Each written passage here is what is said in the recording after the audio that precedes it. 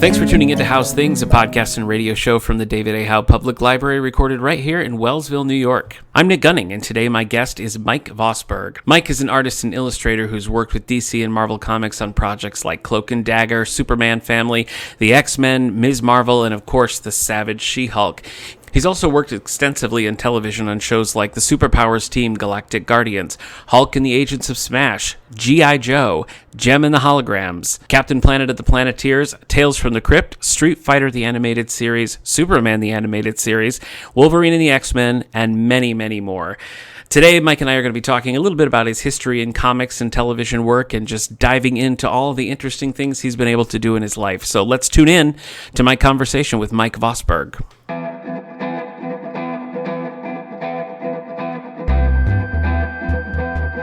Today I'm here with Mike Vosburg. Mike, thanks so much for joining us here on Howe's Things.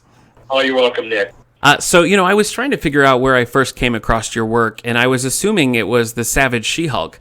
But actually, as I was looking more into your TV credits, I think it would have been the Superpowers Team, Galactic Guardians. Now, I was a huge fan of all things Super Friends, and I know this was an early entry in your TV career. And I wonder if you could just tell us a little bit about working on the Superpowers Team and how that got going and what your experience was like. My first work that I was doing in animation was for a man named Bob Dranko, and then we worked together on Bionic 6. Okay. So I was doing some things like that for Bob, so that's where the credit came from. You know, you do things like man holding a shovel. Sure. So I wasn't really familiar, like, okay, what show is this for? Oh, that's interesting.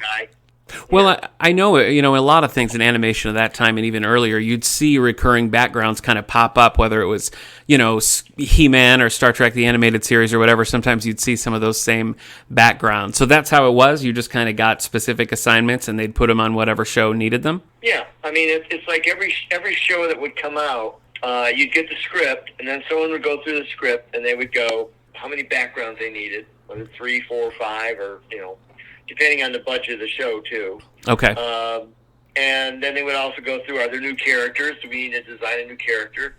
And then there would be props. Mm-hmm. Whatever it was that they needed, and you would end up drawing that. And so those were kind of the first things I was doing in animation. I was working in comics at the time, but I was looking for freelance work because I just moved out here. So that was the first things. Within a year or so, I was doing a lot of work, storyboard work for Marvel Studios on G.I. Joe. Sure. And the other show was actually Jem.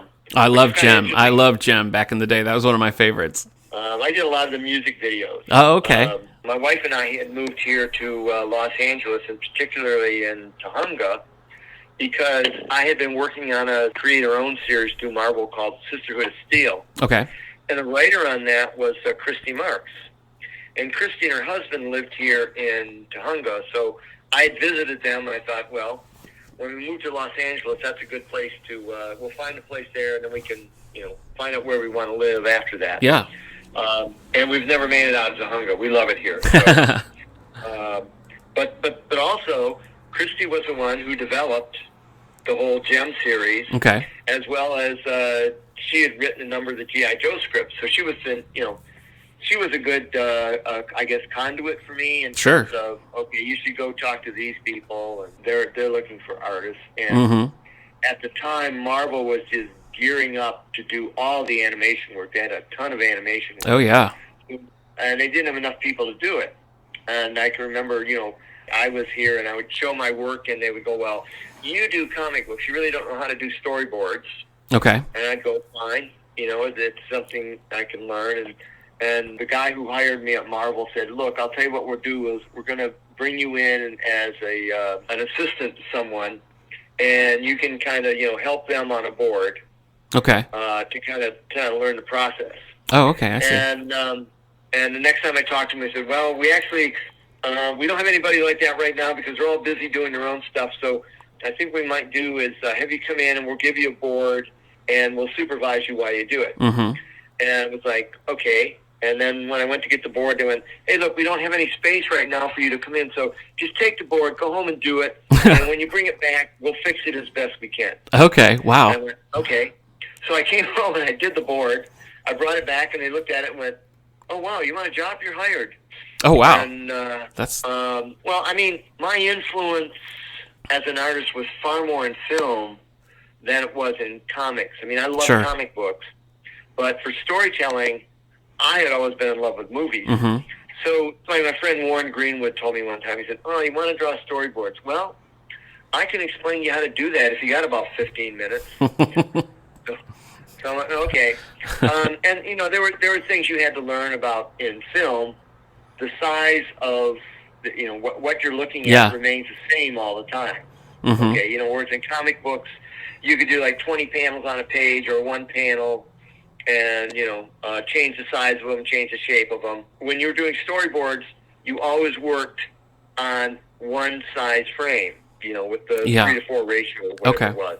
So, I mean, you had to learn that, and you had to learn about screen direction, which they gave me these really complicated things about you don't cross the line of axis and blah, blah, blah. And basically, somebody else explained it to me very simply, and they said, hey, look, if you've got your character and you draw them on the right side of the screen in the first part, you can't draw him on the left side unless you show how he gets there. Mm. And I'm like, oh, that's pretty simple. Yeah. So, you know, there were things like that I had to kind of pay attention to. Yeah. But, I mean, you know, one of the things they were running into where they had, you know, just, you know, the best guys in comics, like Joe Kane and Jack Kirby, were doing boards for them, and they weren't adapting to what they were doing. They were drawing comic book stuff. Mm-hmm. You know, because, I mean, they were very successful at that, and that's what they did. So there were other guys that they were bringing in at the same time, and that was kind of a, you know, a common problem was that, well, we get these great-looking boards, but they're comic books. Mm. So, I mean, the fact that when I turned in the board, it was, you know, 95% accurate for them in terms of what you wanted to do on that. They said, hey, you want a job? It was far more money than I was making in comics. I'm sure, far less work. Yeah. So how much of the skills that you gained as a comic book artist, like how helpful were those in transitioning here? And what were some of the things you had to kind of relearn moving to a different medium like that? Well, for one thing, in comic books, you had to draw quickly, you had to draw accurately and cleanly. Well, all those things applied in storyboards, but the level of drawing that you had to apply in a comic book, you didn't have to do that in a storyboard. Sure. So what I normally saw when I was starting to work in comics, guys were always complaining about the deadline. Mm-hmm. You know, it was like, oh my God, how am I going to get this done? You know, we only got 2 weeks to do this third of an act that they'd give us. Mm-hmm. For me, I wasn't struggling with the drawing at all. So, I mean, it wasn't like I was sitting there every day going like, okay, you know, here's this guy's shoe. How do I do it? Because those were things that I like I said, I had spent a lot of time, worked out. I was working, you know, for photo reference on things. So I didn't have to spend a lot of time working on you know, to get the drawing correct. Mm-hmm. In fact, the biggest criticism they would always give me was like, well, the drawings are real pretty, but I mean, you know, you've got to be careful about the film sense. Mm. Okay. And which was a fair assessment, but at the same time, it's like, you know, what I was doing with my approach to film was pretty strong too. Okay. So depending on what editor you worked with, they had their own little dogma that they wanted you to follow. Yeah. I mean, one of the guys I worked with used to drive me nuts.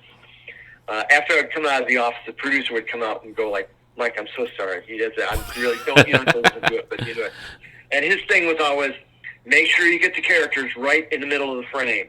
Oh, okay. Don't never show the back of anyone. You know, and it's like all these things that were like, well, that's interesting storytelling. Oh, no, you want to do it this way, you know? Man. So, yeah, that seems a little limiting. Yeah. So it was, you know, those were the kind of things that I really, you know, learned. And like my friend Warren explained, you know, oh, that'll take 15 minutes. Yeah. And there were always little things as, you know, one of the things I didn't do enough of, and probably would have been great help, was when you did a storyboard, the pencil tests came back, or, you know, from the studio, and you would sit around and you look at them and you kind of see like, ooh, that looked great on the board, but doesn't quite work here. I would get less involved in that. I mean, that would have been helpful, but then on the other hand, I didn't want to become a director or a producer, whatever. Sure. It was, for me, it was just like, okay, I want to make sure I got a good, clean board for you. Mm-hmm. and move on from there. Well, looking at your list of credits, I feel like you hit a lot of the things that were my favorites growing up. So that's just kind of fun to see all the different projects you had the opportunity to work on. Now, I'm curious, like going back even earlier, you grew up in Michigan, right? Right. Yeah, what part of Michigan are you from? I'm from Battle Creek. Ooh, well, see, I lived in Battle Creek for a while. Oh, did you? But I lived in Battle Creek later. I grew up in Pontiac. Sure, yeah. I have family in Pontiac, yeah. So, I mean, the good thing was I was in high school when Jerry Bales started to put out his alter ego fanzine and basically started comic book fandom. Okay. So, from the beginning, I was introduced to all these guys who were doing their own fanzine. Sure. And so, there was guys in the neighborhood. I mean, I remember when I was a teenager, Jim Starlin. Yeah. Lived in about 20 miles away in Berkeley, and he was like 13 at the time. I was probably 16 or 17. I remember him riding his bicycle out to my house, friends. Yeah. And I came home from whatever it was, football practice or something, and there's this kid that's like, hey, we heard you made fanzine. And so we became good friends, and when I got ready to, he introduced me to Milgram because that was his buddy from high school there in Berkeley. Wow. Boy, who else at the time? There was Rich Buckler was doing stuff. Okay. So, I mean, it's like, I'm sure Jerry probably introduced us to all these guys. Mm-hmm. And when I finished college, I taught school for 3 years. Okay. Until my draft deferment. My number was high enough that I was finished with the draft. Okay. So when that was done, I had a certain amount of freedom that I said, well, I'd kind of like to, think about comics. What made it real for me was Starlin was just back from the Navy at the time, and he had gotten work at Marvel. Okay. And in my youthful arrogance, it was like, wow, Jim could get work. Maybe I could get work too. What you have to remember is growing up in Pontiac, the idea of drawing for comic books, I was like saying, I'm going to move to Hollywood and become a movie star. Sure, No, of course. It was, it was a dream job. Mm-hmm. And, of course, like I said, seeing guys like Buckler and Starlin and like I said, Milgram followed pretty soon after. And there was a whole slew of guys from Detroit. There was Terry Austin and Mike Nasser and Arvil Jones later on. So, I mean, there was no shortage of people. And we were all working together as fans. Yeah. So we get a lot of criticism of our work. And when I say criticism, we get helpful criticism. Sure, yeah. In terms of, you should be trying to do this or you should be trying to do that. Well, it sounds like a pretty good cohort you were working in. So, yeah, I imagine that would be very helpful input. It's like one of the other funny things I always remember was I get a call from these two teenagers in Levittown, New York, who called me Collect of all things and said, hey, we heard you could do a fanzine. Could you explain to us how you do one? Oh, wow. And so I spent 30, 40 minutes on the phone with them and then explained to them great, I hope that helps. Next time, please, don't call me Collect. Right, yeah. And that was Len Wein and Marv Wolfman. Oh, jeez. So, I mean, that's kind of the way things were being done at the time. And, of course, by the time I broke into comics, they were both, well established. So I did some work for Marv. I never did do anything with Len for some reason. Yeah. He always talked to me, we've got to do something, but it never quite happened. So, was there anybody that you kind of looked up to, or when you were trying to break in, that you were like, man, this is the artist I love? Was there anyone like that you were a fan of, or someone whose work you admired that you eventually did get to work with? My two real heroes in comics were Joe Kubert. Sure. That I wrote to. I sent him 100 letters when I was in high school, and he wrote back a couple times, which I was thrilled about. Yeah, that's exciting. And Leonard Starr. Mm-hmm. And Leonard, I got to meet, I got to be good friends both with Joe and Leonard as time went on, and they were guys that I truly admired and I loved talking to. But they were really the guys I was looking at. Sure. Gil Kane was someone that I got to be good friends with later. But as a fan, I never liked his work. Well, once I got to learn a little more about comics, I really came to appreciate what Gil could do as an artist. Yeah. And I also understood, I didn't see Gil's pencils. I just saw the finished stuff that had been inked. Right. And, I mean, and the classic one for me was Alex Toth. I mean, as a kid, I hated Alex Toth because he did an adaptation of The Time Machine. Okay. And every guy in the film, he did these wonderful likenesses of Rod Taylor and Sebastian Cabot. But Yvette Mimieux, who was like my heartthrob at the time, was in that movie. And his likeness was nothing like her. Oh. I was like, who is this hack? And his style reminded me very much of Milton Caniff, who was like another guy that I didn't appreciate his thinking style. I thought it looked like, he'd used a toothbrush and, he'd used this rough line. Yeah. And I didn't appreciate the artistry that he was creating with his use of blacks and things like that. I was in a much slicker approach to the work. Okay. So, I mean, when I broke into comics, there weren't guys like that I was really big fans of. Probably the guys that were working in comics at the time that I saw that I thought, wow, I really love their work, was John Buscema. Sure, yeah. And Gene Colan. Okay. But even Gene Colan stuff, I was familiar with his stuff from Creepy and Eerie, and I loved it when he inked himself. Okay. And he would do these tonal things. And oddly enough, Gene's a guy I never met. Oh. One of my other idols that I did get to meet fairly quickly was I met Wally Wood a couple times. Okay. And talk about youthful arrogance. My friend Al Milgram told me, he said, yeah, I showed Wally some of your work, and he said, wow, this guy draws girls almost as well as I do. And I remember thinking at the time, almost. You mentioned Jack Kirby earlier. Is that someone you ever crossed paths with? Yes, I did, oddly enough. But once I moved out here, I was with another friend who was a comic book artist one day, and we're walking along someplace in Burbank, and he goes, oh my God, there's Jack Kirby. And he rushes over, and he was with Roz, and and Jack was just, I mean, talk about an ambassador to comics. He was just the sweetest man. He went, we live up in Thousand Oaks. You really have to come up and see us sometime. Oh, wow. And unfortunately, I never did. I think I probably met him once or twice after that. Mm-hmm. There was an organization out here called TAPS, which a lot of these people belong to. So, I mean, I would see like Sergio Aragones and oh, wow, okay. Who else? Russ Heath was here eventually, and it was a good thing like that. Yeah, I mean, a Kirby sighting in the street sounds pretty exciting to me. So, I mean, that's a pretty cool one right there. What was it was fortunate I was with a friend who knew who he was. Who recognized him on sight, yeah, for sure. Yeah. So what was the first job you got, either Marvel or DC, where you felt like, oh, wow, this is it. This is the thing. I'm doing it. Actually, the first work that I did in comics were for Underground Comics. Okay. Which it was a way to get your work published. Yeah. I mean, Underground Comics at the time were basically, it was kind of very political, pornographic, or guys that wanted to draw comics. Okay. I kind of fit into the latter. Okay. Because my stuff was, mildly erotic, but not pornographic, and I didn't really have too much of an interest in doing anything too overtly political. Yeah. But I did get a few stories published there, so it was same way in working in fanzines.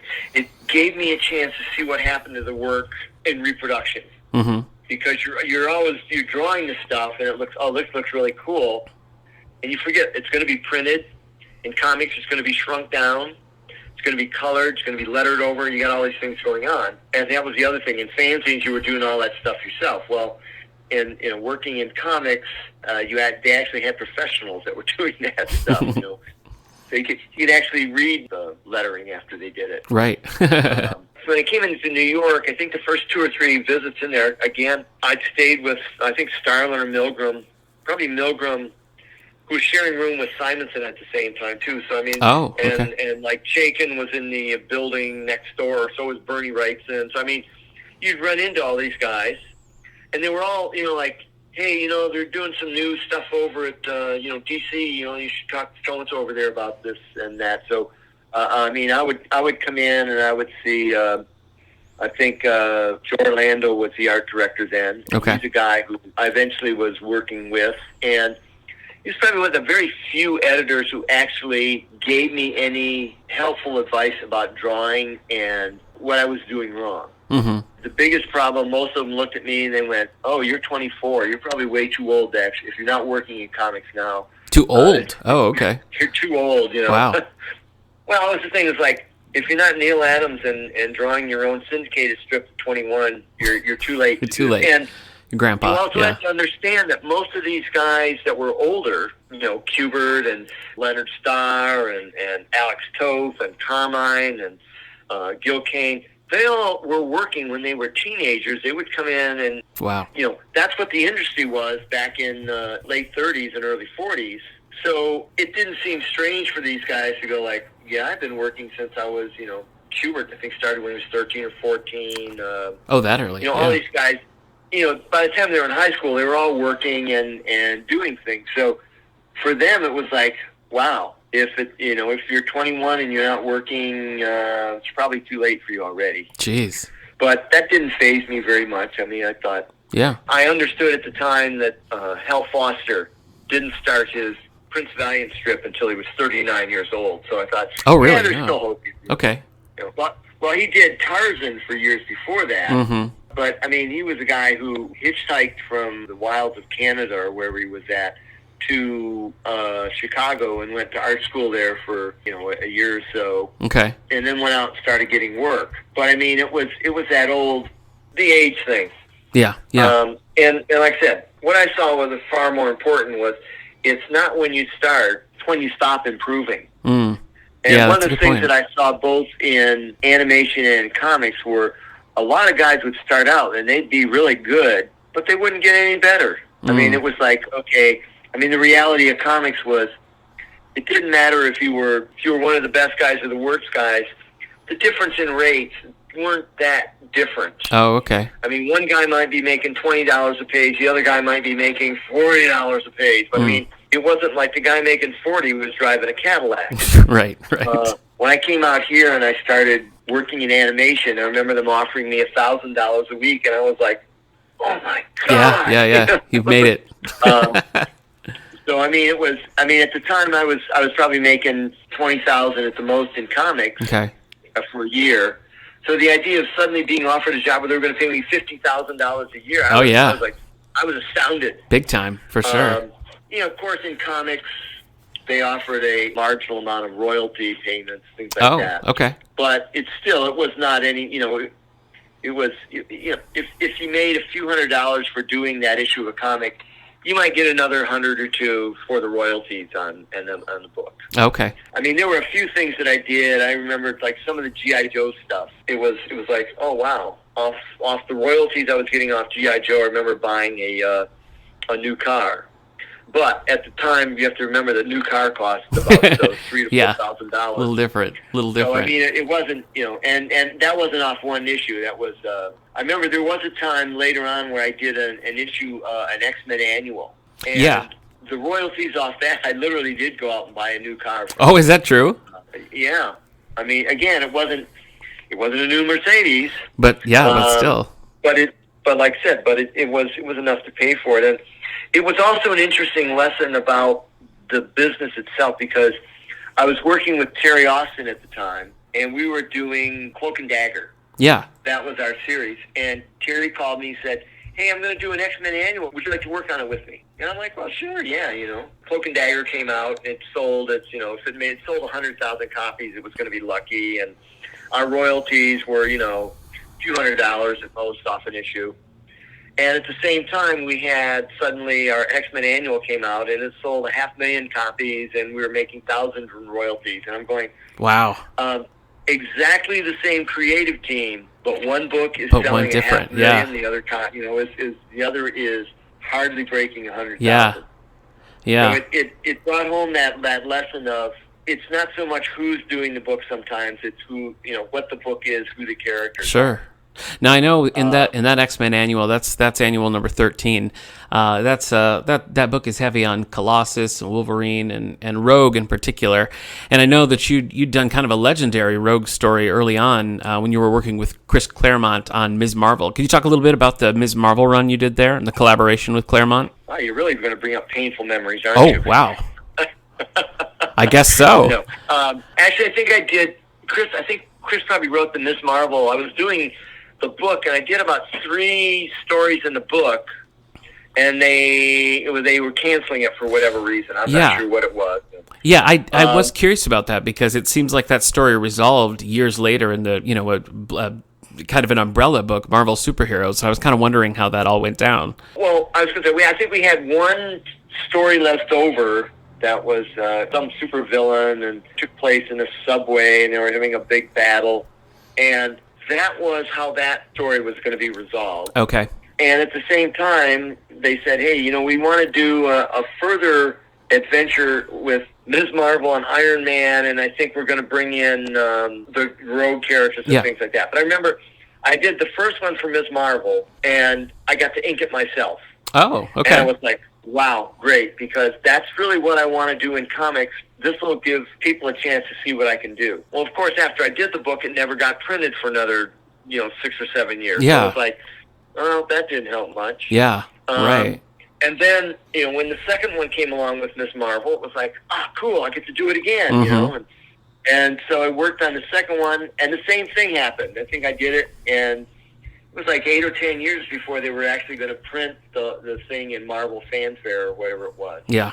So when the third part of it came along, it was like, sorry guys, I'm working in animation now, and it pays much better, and I'm not trying to convince anybody anymore that I can ink the work myself. And it was a fairly tight deadline to whatever, so I probably passed on it. Well, I just think that's really interesting in retrospect because Rogue, permanently absorbing Ms. Marvel's powers has become such a staple with both of those characters. That's such a huge part of that. And so for that to be kind of like... And all that is news to me. People keep telling me, like, you did the first Rogue. And I'm going, no, actually, the Rogue was an established character.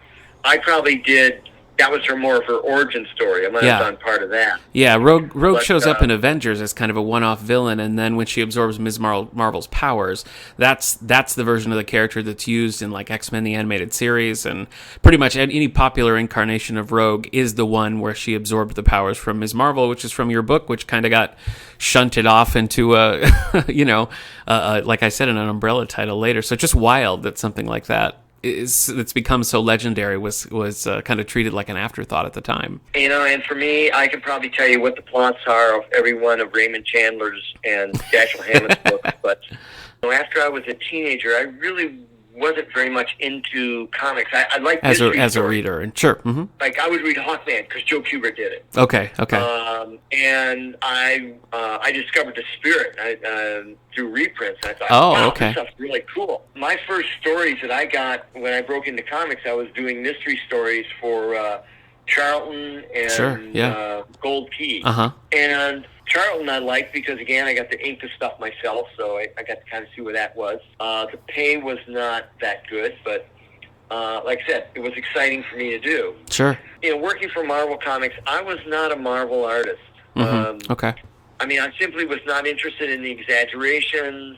I never read the Fantastic Four and any of those books. Okay. When they were first, I think I probably, looked at the first ones when they came out and read them, but I wasn't a big fan of that stuff. Whereas on the other hand, I was a big fan of Spider-Man because Steve Ditko did it. And I thought Steve Ditko was just an incredible artist. And Doctor Strange, even more. Now, was there much collaboration with Chris Claremont? Because on the topic of the X-Men, and he's become sort of the legendary X-Men writer. Did you work with him very closely, or was it just sort of, here's the script, go ahead and do it? I probably talked with Chris about a couple things when I was doing it. Chris was actually one of the earliest guys I worked with in comics. I think he did one of the stories for a vampire story for one of the black and white books. And those were that was probably my first job at Marvel. Okay. Was again, I was working in the mystery books, and then the first regular series I was doing might have been some of the Shang-Chi stories, because again, that was Starlin and Englehart had kind of developed that stuff, and I was a major Fu Manchu fan, so I was really excited about that. Was a little disappointed to see they didn't do that much with him in the series. So those were kind of my first experiences, but Chris I always enjoyed. I would see him when I would come into New York too, and we always enjoyed talking. The thing that always drove me, was like we all worked on plots. I worked on a plot with Chris. What I didn't learn was, like, draw your characters at least an inch below the top of the panel. There was going to be a lot of script. Yeah, that makes sense. Yeah. So that was always an issue. That's hilarious. Well, we got to talk She-Hulk. I mean, when I see your name, that She-Hulk is the thing that comes to my mind. You were on Savage She-Hulk for what, 24 issues, I want to say, most of the run. Was that your first, was that one of your most long-running gigs on a series? I think I did about 20 issues of G.I. Joe, and then the 24 of She-Hulk. Give me 1 second here. I'm going to sharpen my pencil. Okay. I'm talking and drawing at the same time. That's all right. What are you drawing? I do my own comic books now. Just they're my hobby. Okay. So are you working on a Lori Lovecraft? No, I wrapped up that series. I mean, the Lori Lovecraft stuff, what I discovered was that it required a level of concentration and a level of lust that I don't really have anymore in comics. Got it. Now, it's interesting because the Lori Lovecraft stuff that you've done, and a lot of your drawings tend to have kind of a statuesque, old Hollywood vibe about that. And I feel like the Savage She-Hulk is kind of the exact opposite, where she's much more in the vein of like 70s Hulk with the ripped clothing and, wild hair and kind of monstery. Was that a decision just made, from on high, and that's just the directive for the book, or how did that come about? That's what John DeSema drew in the first issue, so I figured that's what I was just locking it in. Okay. Yeah, I mean, and nobody said, "Oh, she should have a costume," because it kind of was that antithesis to the character of, like, the first series was just like, "Oh my God!" Every so often I change into this raging beast. Yeah, and it's not like, well, when I do that, I really should go out and pick out a good costume to wear. True. I mean, it was like, I always found the conceit of costumes for superheroes completely acceptable in comics. On the other hand, when you put a character in a costume in a movie, you have to explain it because your movie audience does not understand why this character is going to dress that way. Yeah. What is that all about? Yeah, She-Hulk was like I said, it was fun because I look at the series and I can really see my growth as an artist and a storyteller over a 2-year period. Sure, yeah. When I started on it, I was kind of like, okay, I've done work. I'm not the new guy breaking in anymore. So I was really able to kind of see myself grow from an established professional to whatever quality of the work.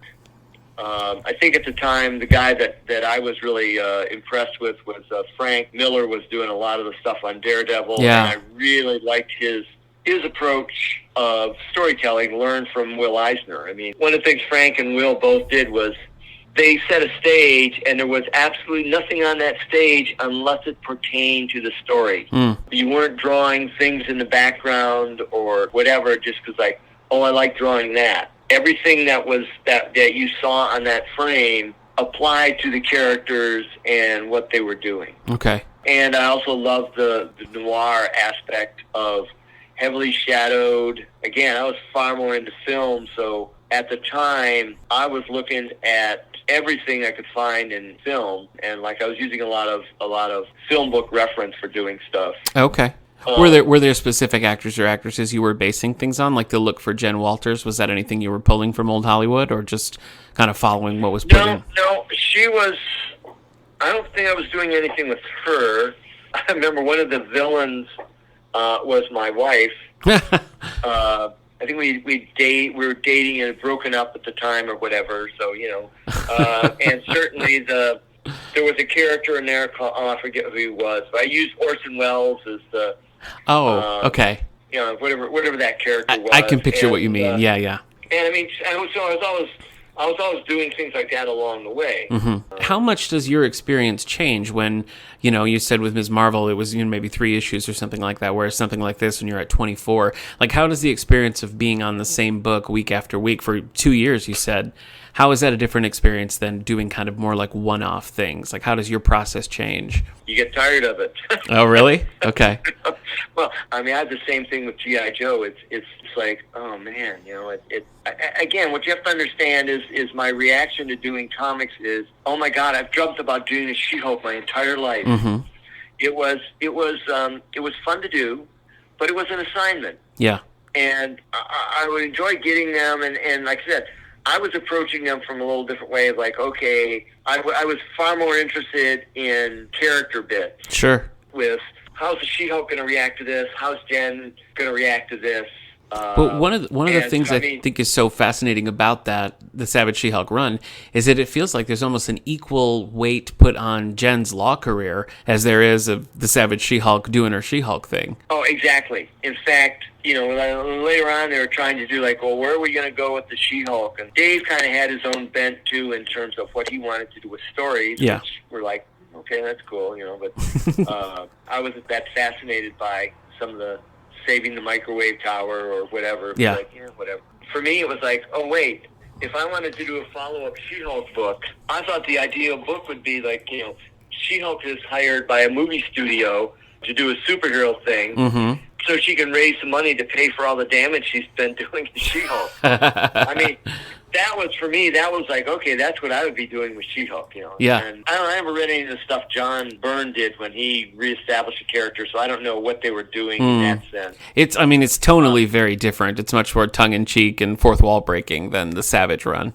Which is what I would have done with the series, too. I mean, it was like, this stuff should be for fun. Yeah. I mean, one of the other things was, like, I kind of, by the end of the run in the She-Hulk, I think I was doing, like I said, a creator-owned book, Sisterhood of Steel at the time. And I was also, there was a whole list of people that they felt didn't really work at Marvel. And they're trying to phase them out. Okay. I mean, and there were good people like Chaykin and myself and whatever, but, this was all shooters more influence than anything. Okay. I was like, okay, you don't do things my way. We want to move on from you. Well, that doesn't sound very stimulating of creativity, an atmosphere like that. Plus, for me, it was a matter of, I knew that if and when the She-Hulk ended, I wasn't going to be getting any more work. So, I mean, it was, at the same time, I had just moved out here to California, too. Yeah. And, just remarried. And so that was the whole thing for me, is like, as long as, and I was living in Battle Creek at the time. Oh, yeah. What years were you in Battle Creek? I was there from 77 through 83, something like that. Okay, so we crossed over a little bit, living in the same town. Did you go to Kellogg Community College at all? I did. I got my associate's degree from Kellogg Community College, yeah. Yeah, I had a guy there that was my good friend, Bill Callipy. Okay. He was an art teacher. Oh, wow. That's crazy. Yeah, I was doing stuff all the time for the Battle Creek Art Center. So, yeah, we could talk about Battle Creek. It was like, I was always out at Fort Custer walking in the woods there. Yeah. That was my big thing. Sure. I knew it was time for me to move out. And when I forget the winter it was like 80 or 81, and it started snowing on a Tuesday, and it stopped on a Saturday morning. Or yeah, that sounds par for the course. And I had about 50 yards of driveway, and I remember it took me from Saturday morning until Monday to dig out enough just so I could get my car out. Yep. And we spent the rest of the winter driving around in tunnels where there'd be like a 10 or 12-foot snowdrift on either side of the road where they plowed it out. Yep.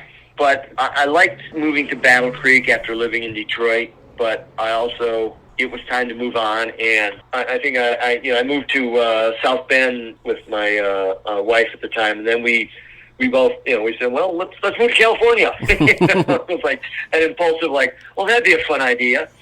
And it's one of those dumb things that was like, that was the smartest thing I ever did. Wow. Because it's like I said, in Battle Creek, it was always like, well, I don't know what I would do if I didn't have my comic book job. I'd have to go back to teaching or something. And when I moved out to Los Angeles, it was like, how do I get rid of this comic book job? Because there's all this other so work many that different I can opportunities. be doing. It's a lot more exciting.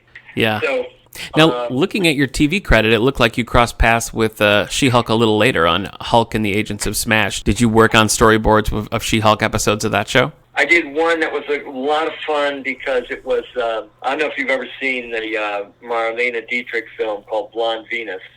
I know what you mean. I haven't seen it, though. But anyway, she has this whole thing where there's this whole chorus line leads out this, this orangutan. And the orangutan jumps up on a table and jumps up on stage.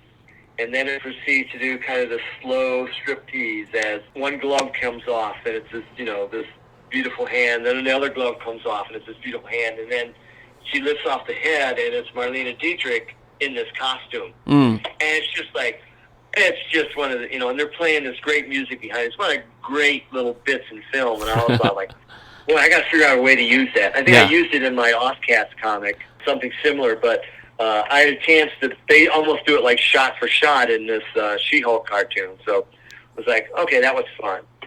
But by that time, animation for me was, I'd moved beyond that. I mean, I had worked for Boo Animation on Spawn, and that was a great job. And at the same time, I was working, I've been hired to do the comic book covers they were doing in Tales from the Crypt. Mm-hmm. And that was absolutely just like, I mean, I couldn't get more excited about, like, here I come, this a guy from the Midwest who's never been on a movie set before, and all of a sudden I'm photographing and meeting everybody who's doing anything in Hollywood. And it was like, wow, this is cool. Yeah. And they were paying me about 5 or 6 times more for a cover than anybody was paying for what they were doing in comics. Yeah. That was like a dream job. Strangely enough, the guys that I worked with at HBO was Eric Radomski. And Eric then became the creative director of Marvel. So that's how I wound up doing some of those things. But yeah, because you've got quite a few credits here. Avengers, Earth's Mightiest Heroes, Ultimate Spider-Man, Wolverine and the X-Men. So a lot of the Marvel animation that was going on at that time seems like you crossed paths with at some point. Oddly enough, I found myself kind of in the same situation that working for Marvel Animation that I found myself working for Marvel comic books. Mm. Yeah. If there was anybody else around, I wasn't going to get work. I see. One of the things that happens the longer you work is, like for me, I loved doing live action storyboarding because nobody handed you a model sheet and said, draw it in this style. Mm. They wanted you to draw realistically. And so when I was working in live action, that was ideally suited for me. Working in animation, everybody that came along, there were all these young directors who were going to be the next Orson Welles. And come hell or high water, they were going to get that kind of board out of you. It was like, A, you're not Orson Welles. And B, I don't draw that style anyway. So yeah. It was kind of frustrating at times. Mm. Yeah, that makes sense. So, I mean, the other thing you learned as an artist was that if you want to stay busy, you're going to hopscotch back and forth between. I worked in advertising, I worked in live action, I worked in animation, I was doing comic books, whatever kind of paid the bills that month. Yeah. So looking back, was that X-Men Annual 13, was that your most financially successful comic book ever? I think the most successfully financial might actually been I did a fill-in issue. They did this Punisher series. It was a 5-issue run. The deadline was so pressing on the last one that Carl Potts brought me in to pencil the book. And I had like 2 weeks to pencil the book. Wow. And, yeah. And when the book came out, I mean, I just got castigated by the press, castigated by the writer. The inker was like, well, I did what I could with it. Oh, jeez.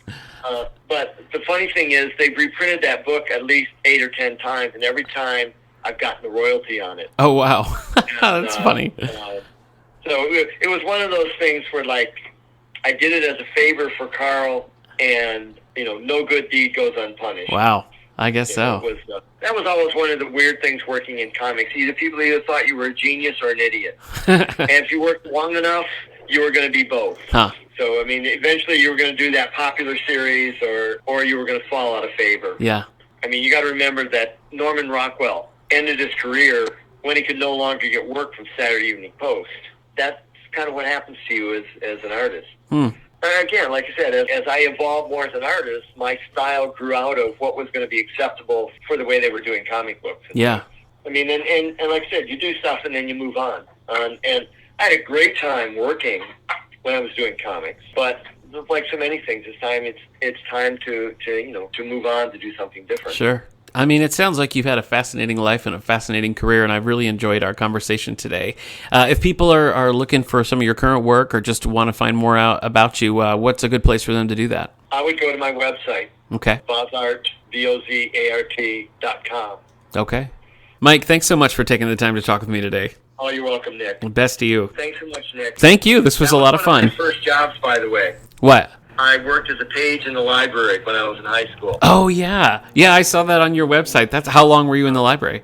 I think I was there for 3 or 4 years at least. Yeah, that's how I started. It was my first library job. I was a teenager, and it was just like after class or whatever, I would go, and then it's been actually in Battle Creek, Michigan. I worked right at the Willard Public Library right there in downtown Battle Creek. Yeah. I used to be there all the time. Yeah. People thought I was a secret agent because nobody knew me in the town, and I'd be in every day, going like, what have you got on Russian equipment and guns? That's hilarious. The G.I. Joe strip. Yeah. Oh, wow. So, the Federal Building and all that stuff. I lived on, North Avenue. Okay. And then I also lived on Cherry Street. Yeah, I know that. So, well, what a weird coincidence that is. It's a small world. I guess so. Thanks again to Mike Vosburg for sitting down to talk with me today. Crazy that we were in the same town at the same time, that he went to the library I worked at as a teenager. What a weird coincidence that is. But again, the website is vozart.com, VOZART.com. And of course, you can find all of his work for Marvel and DC on the various apps, and we have some right here at the David A. Howe Public Library. So check out Mike's website, stop in here and check out some of his work, and we will see you next time.